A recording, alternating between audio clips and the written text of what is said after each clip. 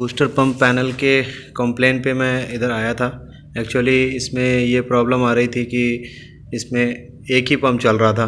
Fault ये थी कि इसका जो है लैचिंग रिले वो ख़राब था। मैंने अभी इसको रिप्लेस किया है और ये है ख़राब वाला।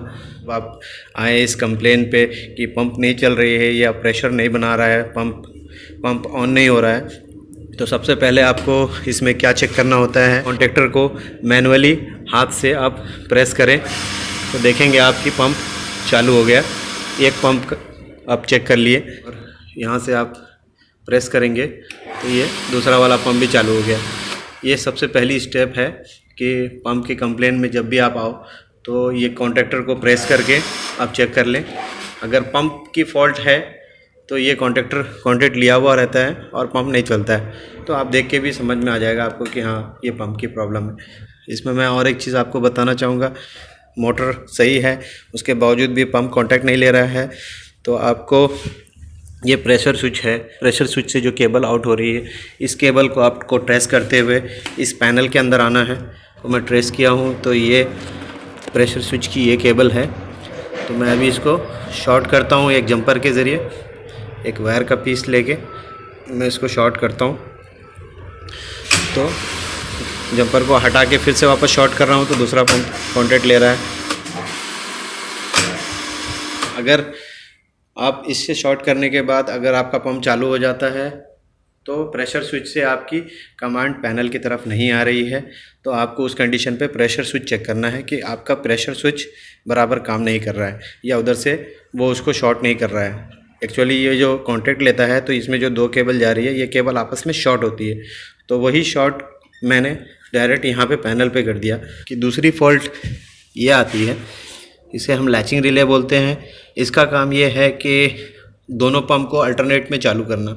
जैसे प्रेशर स्विच एक बार कमांड पैनल को देता है तो क्या होता है कि एक पंप चालू होता है, जैसे सपोज राइट साइड वाला पंप हमारा चालू हुआ, फिर जब ये कट ऑफ होता है तो ये लेफ़्ट साइड वाले पंप को कमांड दे देता है। लैचिंग रिले जो होता है वो पंप को अल्टरनेट में चलाने के लिए होता है। इसकी प्रॉब्लम जब आएगी तो ये पंप अल्टरनेट में नहीं चलेगा। तो इस कंडीशन में हमको लैचिंग रिले चेक करनी होती है कि इसमें कोयल वोल्ट A1 और A2 पे जो कोयल वोल्ट है 220 आप क्लैम मीटर से, या 24 वोल्ट की भी आती है लैचिंग रिले, तो आप कोयल वोल्ट आप क्लैम मीटर से, वोल्ट मीटर से चेक कर लें।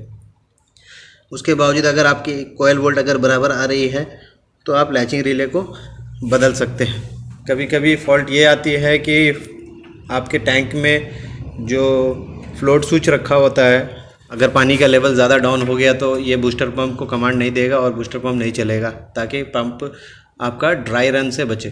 तो इस प्रोटेक्शन के लिए फ्लोट स्विच डला होता है टैंक के अंदर, तो जिसकी केबल ये आ रही है, जो है वो शो कर रहा है एक साइड पे, दूसरी साइड पे भी शो कर रहा है। तो ये कमांड रेगुलर आनी चाहिए।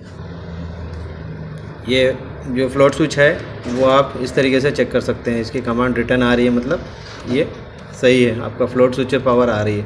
और ये जो है प्रेशर स्विच है तो एक साइड आ रही है, दूसरी साइड अभी नहीं आएगी क्योंकि आपका प्रेशर स्विच ने अभी कमांड नहीं दिया है पंप के पैनल को चलने के लिए। या पंप कभी जाम हो गया, स्टक हो गया, जिसकी वजह से पंप हाई एम्पेयर लेता है। हाई एम्पेयर लेने के बाद में क्या होता है कि ये ओवरलोड रिले है। ओवरलोड रिले जैसे कि मैंने आपको पंप पे दिखाया था कि ये 9 एम्पेयर का पंप है, 7 to 10 एम्पेयर का ओवरलोड लगा हुआ और ये 10 एम्पेयर पे सेट किया हुआ है। 10 एम्पेयर के अगर ऊपर जाता है इसका एम्पेयर पंप का तो ये ओवरलोड से हमारा ट्रिप हो जाएगा। इसको रीसेट करके देखते हैं।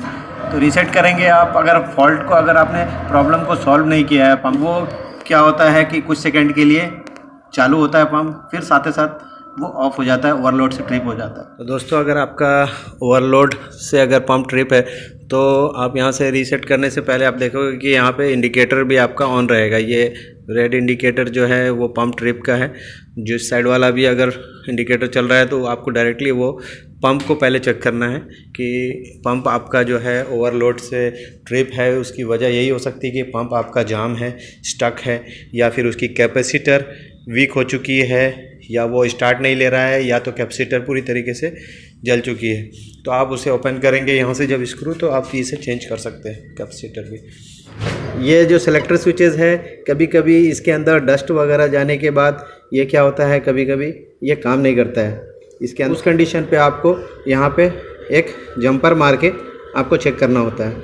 जैसे कि ये हैंड का ऑप्शन का है ये, जैसे मैं यहाँ पे जंपर मारूंगा तो ये पंप चालू हो जाएगा। देखिए, ये देखिए, ये हैंड में चालू हो गया, और ये दूसरा वाला पंप हैंड में चालू हो गया। तो आप देख सकते हैं कि जैसे यहाँ पे पूरा डेफिनेशन जो होता है पंप का, उसमें सारी चीज़ें लिखी होती है कि कितने की कैपेसिटर है, कितना एम्पेयर लेगा ये पंप, ये सारी चीज़ें लिखी होती है इस पर। देखिए, ये 9.3 एम्पेयर इस पंप की लोड है, और इस पर जो कैपेसिटर है वो मैक्सिमम 40 UF का कैपेसिटर है।